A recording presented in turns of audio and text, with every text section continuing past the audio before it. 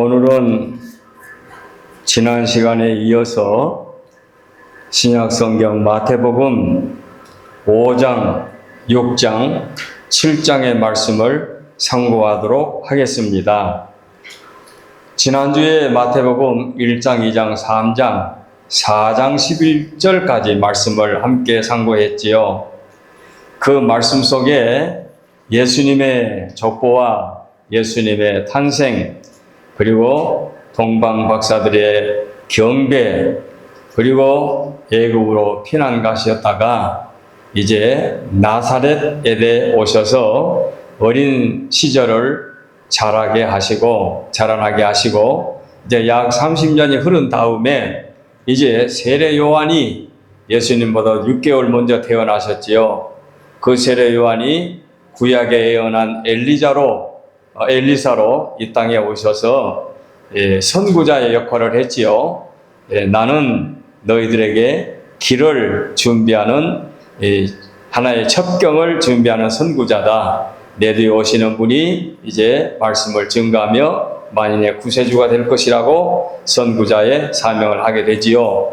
그렇게 활동하면서 요단강에서 이제 회개 세례를 베풀 때에 주님이 오셔서 세례를 받으시지요. 그러니까 지난주 한 시간에 예수님의 탄생으로부터서 예수님이 성년이 되어 가지고 공생의 직전까지의 말씀을 함께 상고하지 않았습니까? 세례 받으시고 그 다음에 금식하시고 마귀 사탄의 시험을 받으셨지만 하나님의 말씀으로 물리치신 데까지 말씀을 함께 상고했는데 그 말씀이 마태복음 1장, 2장, 3장 그리고 4장 11절까지 말씀을 드렸습니다.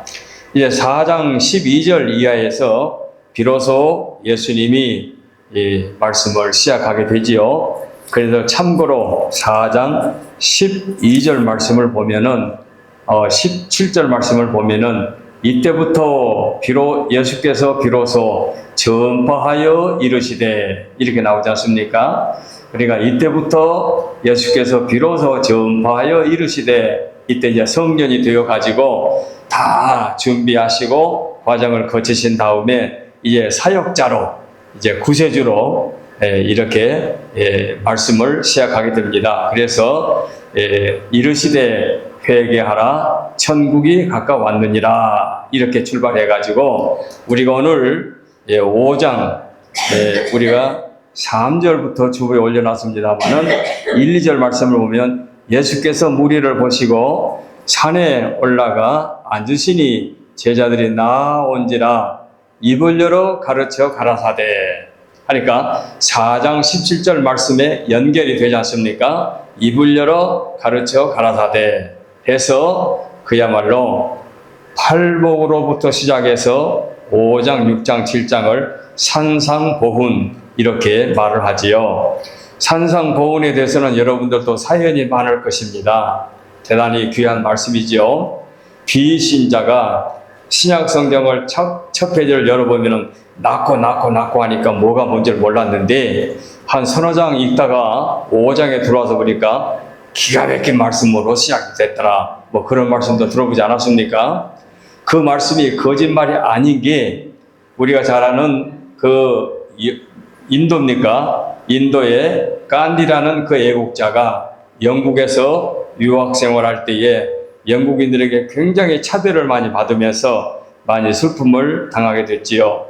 이때에 이분이 힌두 교인인데도 성경을 하나 접하게 되어가지고 신약 성경을 읽게 되는데 역시 1장, 2장, 3장, 4장을 읽고 넘어갔는데 5장에 들어와서 보니까 기가 막힌 말씀으로 된 거지요. 그래서 이야, 이 대단한 말씀 다른 어느 종교 서적에서 찾아볼 수 없는 말씀이구나. 그래서 이 산상보훈 5장, 6장, 7장을 읽으면서 모든 종교에 그야말로 다이아몬드, 그러니까 모든 종교의 보배로운 말씀 중에서 가장 다이아몬드와 같은 귀한 말씀이다. 그러면서 원수를 사랑하라 하는 말씀은 그 누구도 감히 할 수 없는 놀라운 말씀을 했다. 그래서 깊은 감동을 받아가지고 그가 그야말로 비폭력주의자로 그렇게 나라를 위해서 애국하는 그런 삶을 살았다는 거 우리가 잘 알고 있지요. 원수를 사랑하라. 이건 놀라운 말씀이다. 그래서 악을 악으로 갚지 말고 선으로 악을 갚으라. 사랑으로 극복하자. 그래서 이렇게 위대한 하나님의 말씀을 극찬하면서 어느 종교, 어느 경전에도 있을 수 없는 말씀이다. 이렇게 말씀을 하면서 더불어 말하기를 해외에 나아가서 복음을 증가하는 선교사들에게 일침을 가합니다. 산상보훈에 기록된 말씀대로만 지키면서 살게 되면 우리 인도 사람 전부가 다 기독교 신자가 될 것 같다. 그런데 실천이 없는 생활은 허무하다. 이렇게 선교사를 향해서 꼬집었다는 말씀도 있지요. 그야말로 이 산상보훈의 유명한 일화이기 때문에 이 말씀을 우리가 알면서도 함께 상고해 보았습니다. 오늘 우리는 이 산상보훈 5장, 6장, 7장을 함께 상고하는데 이렇게 위대한 말씀, 힌두교 교인이 이걸 읽고 마음의 감동을 받았다면은 그만한 가치가 있지 않겠습니까? 그래서 산상보훈이라는 말씀으로 함께 우리가 상고해 보도록 하겠습니다. 근데 참고로 우리 한자 문화권에서 조금 거리가 멀리 떨어져 영어권에서 하시는 여러분들에게는 산상보훈 또는 산상수훈 이렇게 나오지 않습니까? 산상보훈이 뭐고 산상수훈이 뭐냐? 산상보훈 할 때는 산 위에서 산 위에서 보훈, 보배로운 교훈의 말씀을 하셨다 그런 뜻이지요. 그러니까 예수님이 산상에서 사랑하는 제자들에게 보배 같은 말씀을 드렸다 그런 말씀이죠. 그러면 왜 이 말씀을 저희들 어렸을 때는 산상보훈이란 말만 사용했어요. 근데 언젠가부터 산상수훈이라는 말로 또 사용을 하더라고요. 그 수훈 할 때는 그 숫자가 드리울 숫자로 드리울 수. 그래서 역시 예수님께서 산 위에서 보배와 같은 말씀을 제자들에게 가르치는 말씀이다. 드리울 수 해서 수훈이라는 말을 산 것 같은데 저는 어려서부터 익숙하기를 산상보훈 익숙해서 지금도 저는 즐겨 사용하는 말 중에 산상보훈이라는 말을 사용을 합니다. 자, 산상보훈에 처음에 뭐가 나옵니까? 팔복이 나오지요. 팔복. 오늘 주보에 딱 덜도 말고 더도 말고 8가지 복을 3절로부터 10절까지 옮겨놨습니다. 팔복으로 시작해서 끝난 것이 아니라 구제, 기도하는 것, 이웃사랑 하는 등등의 문제로 하나님께서 기독교 신자들에게 강조하는 가치관, 그래서 기독교의 윤리를 그대로 잘 가르쳐 주시는 말씀을 주님이 비로소 입을 열어 공생에 시작하시면서 이 말씀을 하게 된 거지요. 그래서 그야말로 성역 초기에 이 말씀을 하셨기 때문에 대단히 귀한 말씀 아니겠습니까? 왜 이런 말씀으로 시작했느냐? 그 배경을 조금 더 서론에서 설명하고 본론 넘어가겠습니다. 그 당시 유대인들은 어떤 신앙을 가졌느냐? 그때는 신약이 존재하기 전에 구약의 경전을 가지고 어떤 신앙을 가졌느냐? 그들의 신앙생활은 형식적이고 표면적인 문자적인 신앙생활을 했습니다. 그래 하나님께서 모세를 통하여 율법을 주셨는데 그 율법에다가 시행세칙을 만들고 덧붙여서 613개의 조항을 만들어가지고 이거 지켜라 안 지키면 이런 처벌을 받는다 이런 식으로 해가지고 문자적 이해를 갖고 있는 형식적인 그런 신앙생활을 했던 것입니다. 그것뿐이 아니라 그들이 고대했던 메시아는 어떤 메시아냐? 소위 우리가 고대하는 메시아는 최소한도 다윗 왕 같은, 아니면 솔로몬 왕 같은, 아니면 다윗 플러스 솔로몬 같은 그런 사람이 왕으로 오셔서 우리나라를 재건해 주시기를 바란다는 것이 그들의 기대감이죠. 그때의 로마의 속국으로 되어 있을 때에 그들은 그렇게 하나님께서 메시아를 보내주셔서 우리의 애국자가 오셔가지고 로마에서부터 자유로운 국가를 만들어주시길 바랐던 그런 사람들이지요. 그들이 메시아를 기다린 것만은 사실이고 예수님이 오셨을 때에 혹시 이분이 메시아가 아닌가 하고 기대를 했던 것도 맞는 얘기입니다. 그런데 그들이 기대했던 메시아는 자기들의 왕, 자기들 나라에, 자기들만을 위한, 자기 민족을 위한 왕으로 생각했기 때문에 세계적인 구세주로 오신 하나님께서 보내주신 예수님과는 거리가 멀지요. 같은 주인공인데 그 예수님을 바로 알지 못하고 오해했기 때문에 끝내는 33세에 예수님을 십자가에 못 박혀 죽이는 용서받을 수 없는 그런 오점을 남기게 되었지요. 그런 배경을 우리가 머릿속에 염두에 두고 우리가 이 5장, 6장, 7장 산상보훈을 참고하게 되면은 더 이해가 쉽게 될 줄 알아서 여기까지 말씀을 드립니다. 자, 오늘 또 5장을 1대지로, 6장을 2대지로, 7장을 3대지로 정리해서 말씀을 드리겠습니다. 5장은 무엇이냐?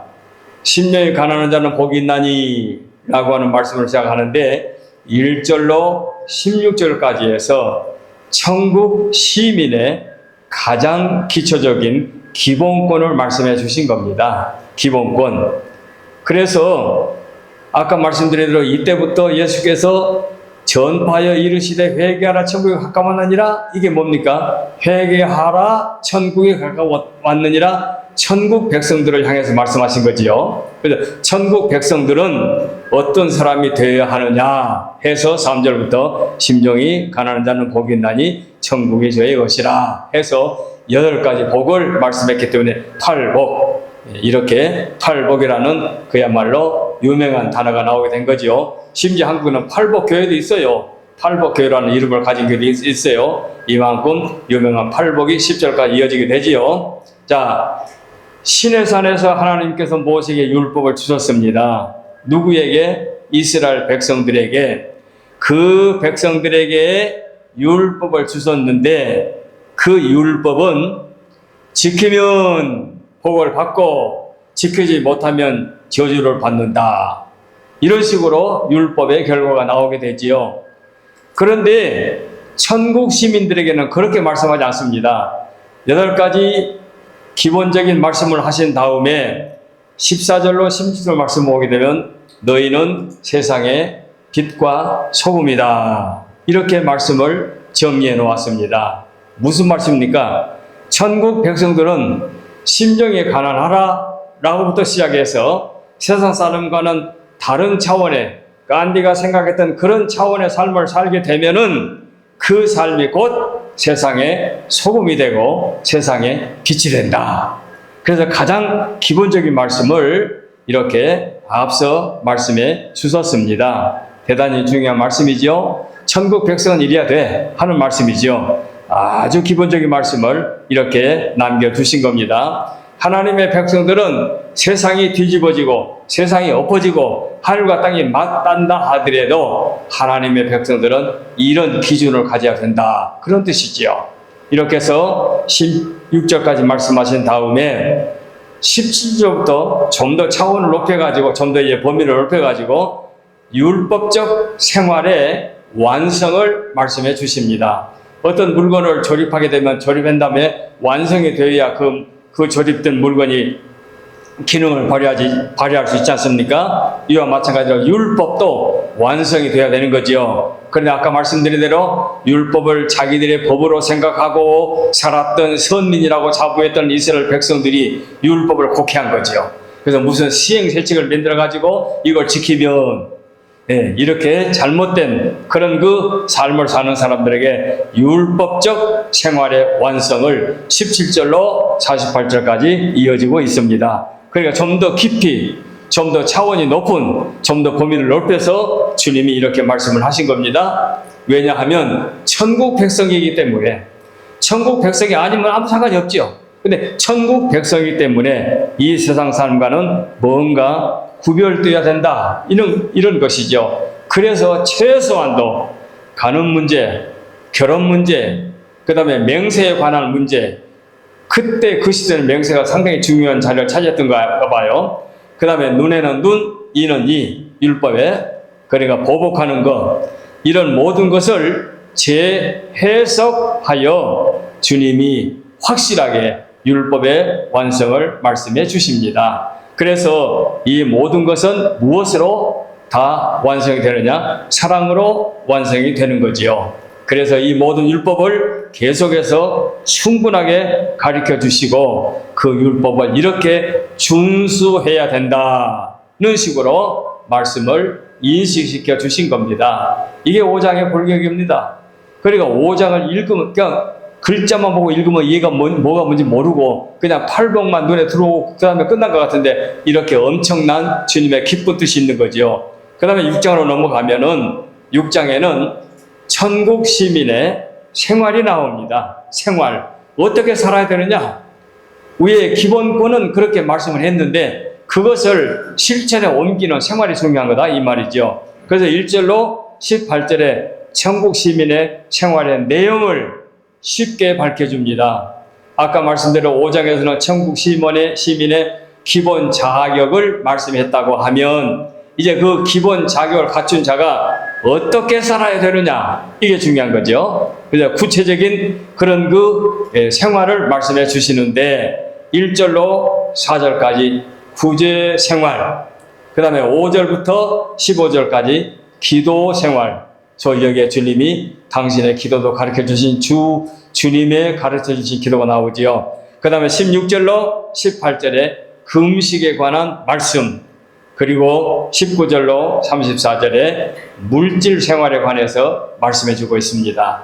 대단히 귀한 말씀들을 주님이 말씀해 주고 있습니다. 그래서 이 말씀을 그대로 우리가 준수하며 살아가도록 차원 높은 구속받은 천국 백성으로의 귀한 사명을 첫 시간 입을 열어 주님이 찬상에서 말씀해 주신 거지요. 자, 그 중에서 대표적으로 9절에서 15절에 주께서 가르쳐 주신 기도가 나오지요. 이 주께서 가르쳐 주신 기도, 이 기도는 그때 그 시대에 끝났습니까?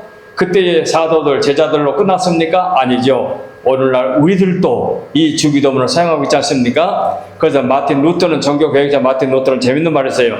그리스도인들은 영원한 기도문을 하고 있다. 그래, 영원히 없어지지 않고 소멸되지 않고 변질되지 않는 주님이 가르쳐주신 기도를 우리가 세상 끝날 때까지 이어지고 있다. 그래서 주일날 그 규모가 큰 교회들은 기관이 모여가지고 무슨 회의를 한다면은 맨 마지막에 주기도문 끝나지 않습니까? 그래야 하루에도 교회에서 주기도문을 몇 번이나 합니까? 이렇게 엄청난 그런 그 기도문을 주님이 이 본문에서 가르쳐 주신 거지요. 그래서 이 기도문은 유대교의 사람 상대의 기도, 이 기도의 반복되는 기도의 결함을 시정하기 위해서 이 말씀을 가르쳐 주신 겁니다. 그러니까 여기도 역시 잘못된 기도, 잘못된 습관, 그런 것을 고쳐주시기 위해서 주님이 이렇게 표준 기도를 말씀해 주신 줄 압니다. 그래서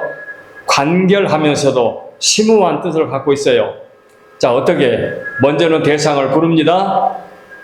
하늘에 계신 우리 아버지가 대상이죠. 우리가 편지를 쓸 때도 그렇지요. 먼저 대상을 부르지 않습니까? 그래서 인사를 하죠. 아버지면 아버지, 어머니는 어머니, 형제면 형제에게 문안을 먼저 하지 않습니까? 이런 식으로 대상을 부르고, 자, 기도의 대상 불렀습니다. 본론으로 들어가서 6조, 6조의 조항의 기도문을 하게 되는데 하나님을 위하여, 사람을 위하여 기도하게 됩니다. 그리고 마지막에 이제 하나님의 나라가 임할 것으로 이 기도문이 끝나게 되지요. 이 기도는 모세에게 하나님이 주신 10계명과 대조를 이루고 있습니다. 천국 시민 생활의 기도, 구제, 금식은 가장 기본적인 교훈이지요. 그래서 이렇게 기도 생활을 말씀해 주셨습니다. 자, 금식에 관해서도 마찬가지입니다. 금식은요, 누가 금식합니까? 어느 때 금식합니까? 그리고 어느 사람들이 금식을 즐겨합니까? 라고 물을 때에 금식은 자, 총괄적으로 국가적으로 금식이 있습니다. 온 나라가 위기를 만나게 되면 나도 보좌에서 금식할 때이 너희들도 여러분들이 함께 머리 숙여 기도해야 하면서 금식하며 기도하자. 뭐 이런 식으로 국가적으로 기도가 있고, 비례적인 표시나 나아가서 죄를 회개하는 마음으로 금식하는 그런 경우가 많지요. 자, 그런데 그러면 이것이 성경적이냐? 성경적이라고 할 수 있죠. 왜냐하면 주님께서 먼저 구약에서 모세가 40일 동안 금식 기도했지요. 그 금식을 하고 율법을 받았지요. 이와 같이 해서 이스라엘 백성들은 1년에 한 번 속죄일을 7월 초열흘로 잡고 그날을 금식일로 정했습니다. 이런 모세의 금식으로부터 시작해서 이스라엘 백성들의 이런 금식을 정하게 된 겁니다. 이것이 점점점 증가해서 내중에는 국가적인 순환을 만날 때 1년에 4번 4차 금식일을 정하게 된 거지요. 이렇게 해서 넘어와가지고 신약에 와서 우리 주님이 40일 금식 기도하신 것 우리가 잘 알고 있지 않습니까? 이렇게 큰 일을 앞에 놓고 국가적으로 또는 개인적으로 가정적으로 금식 기도하는 것 성경이 잘 보여주고 있습니다. 그래서 우리 주님께서는 금식 자체의 필요나 사실을 부정한 것이 아니고 바리새인들의 그릇된 금식, 잘못된 금식, 남 앞에 내가 지금 금식하고 있다, 그런 잘못된 금식을 시정하기 위해서 금식에 관해서 말씀하신 거지, 금식 자체를 부정하거나 금식 자체가 잘못됐다고 말하는 것이 아닙니다. 이렇게 금식에 대해서 분명히 말씀을 드리고 난 다음에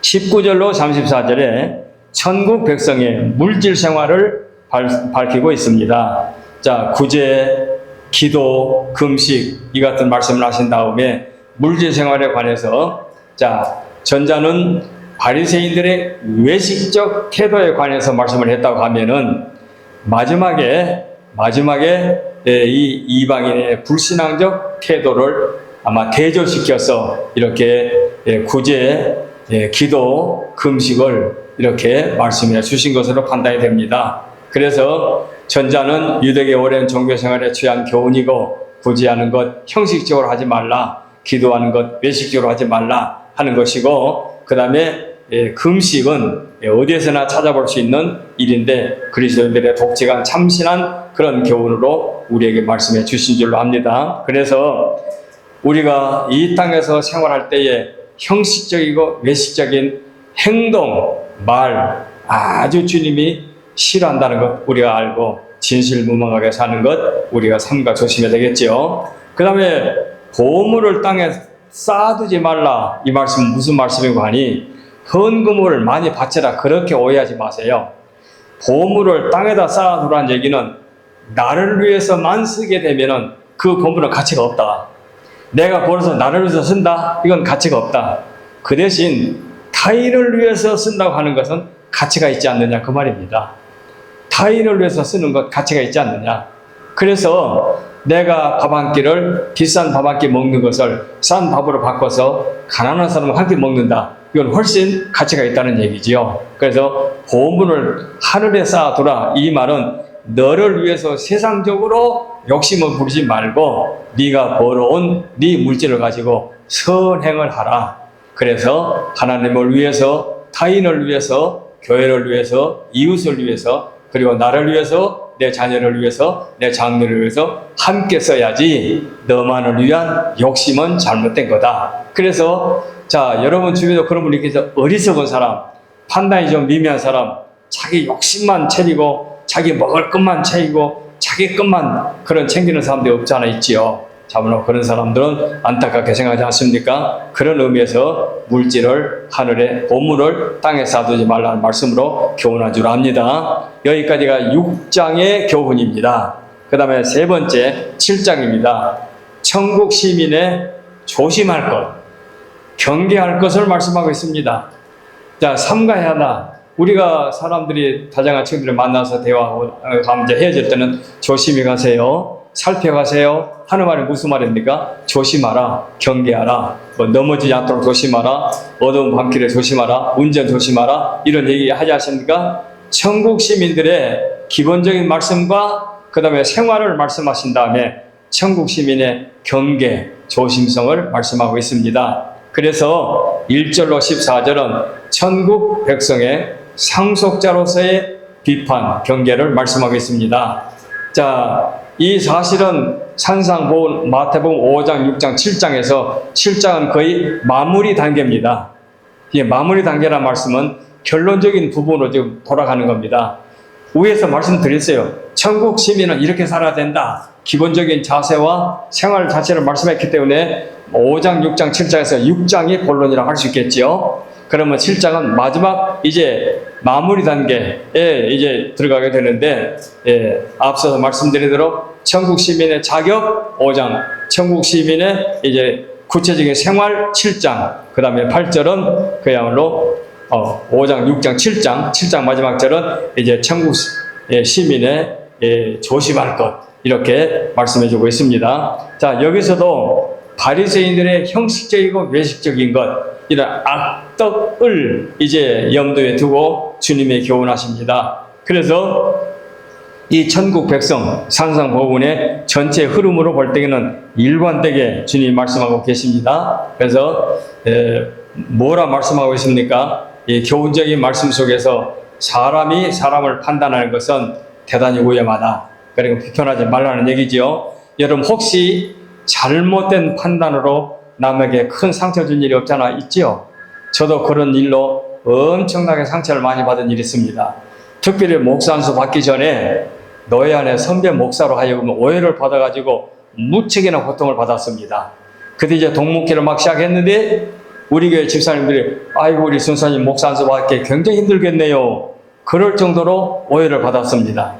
그 오해가 다 내중에 풀렸는지 그분들이 다 세상을 먼저 떠났습니다만은 엄청난 상처를 목사 되기 전부터 받은 일이 있습니다. 저는 이 비판, 잘못된 판단으로 남에게 상처를 주는 것은 큰 잘못이다. 이걸 늘 염두에 두고 조심하며 살았습니다. 그래서 너희 안에 시찰하는 게 있어요. 시찰.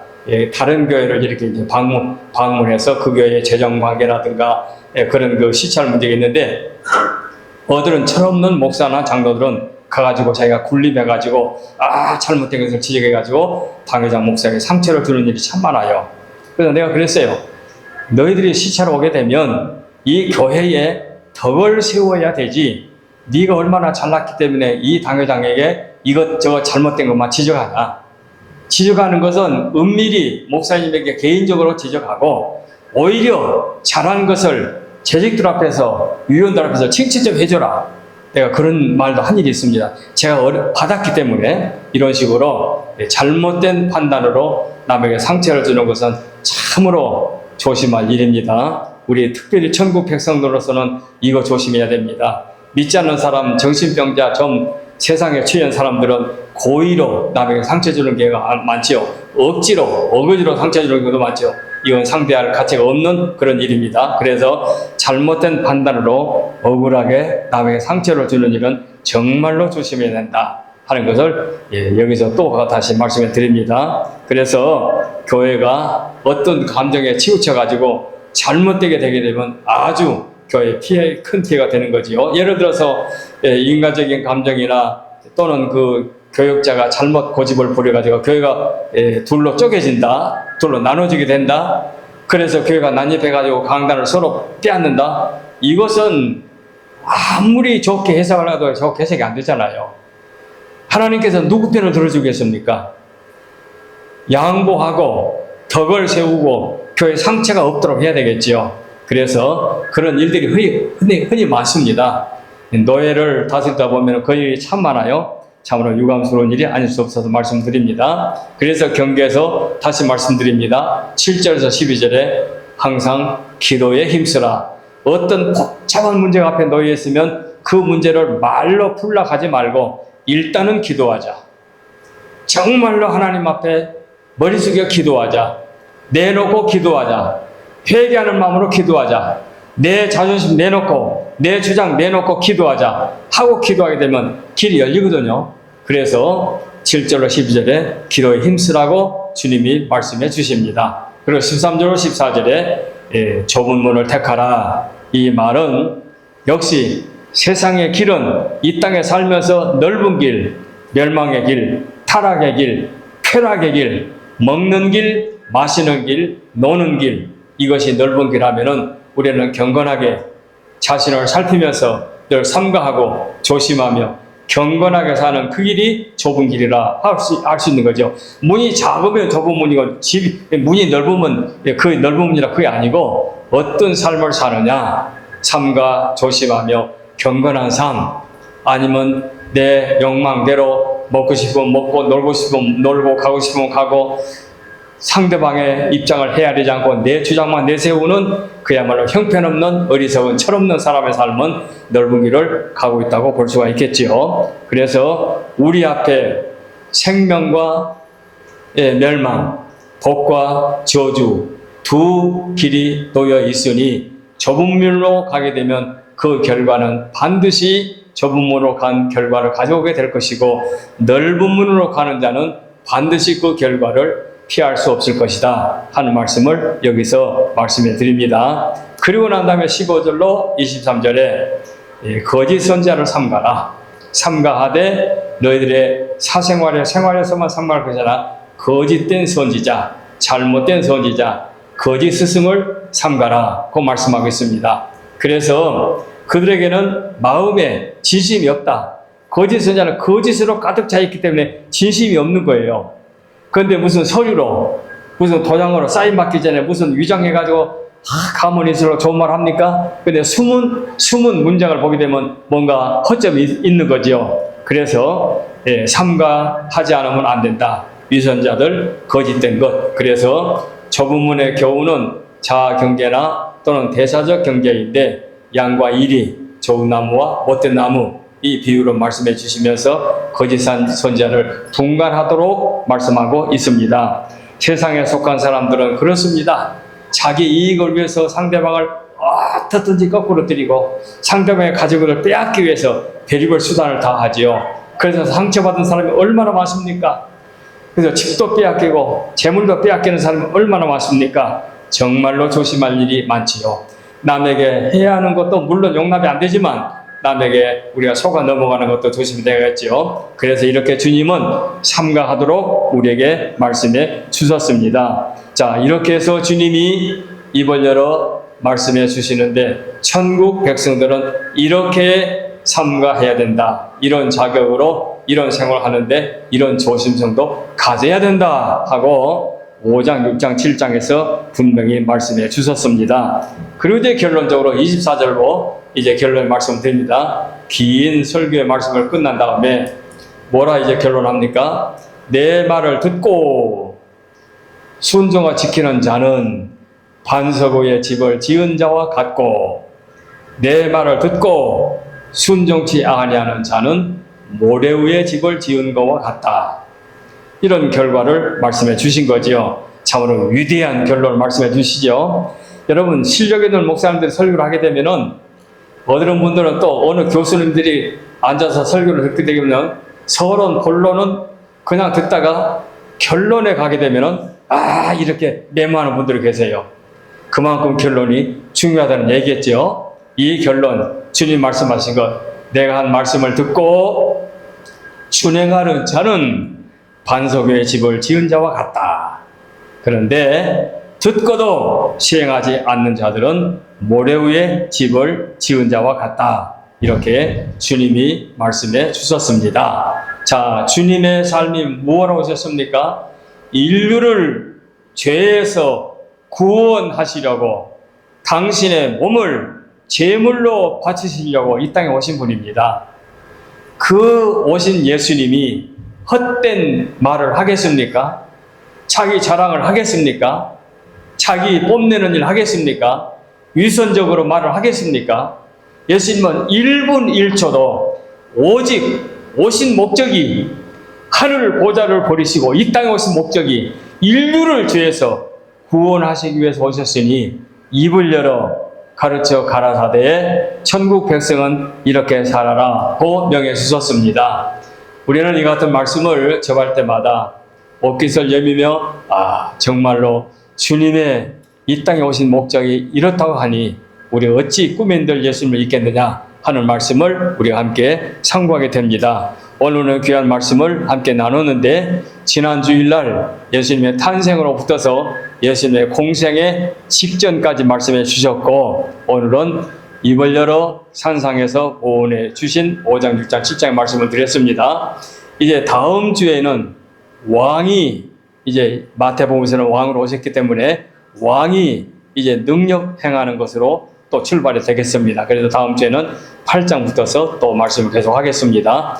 오늘은 여기까지 말씀을 드리겠습니다. 기도하겠습니다.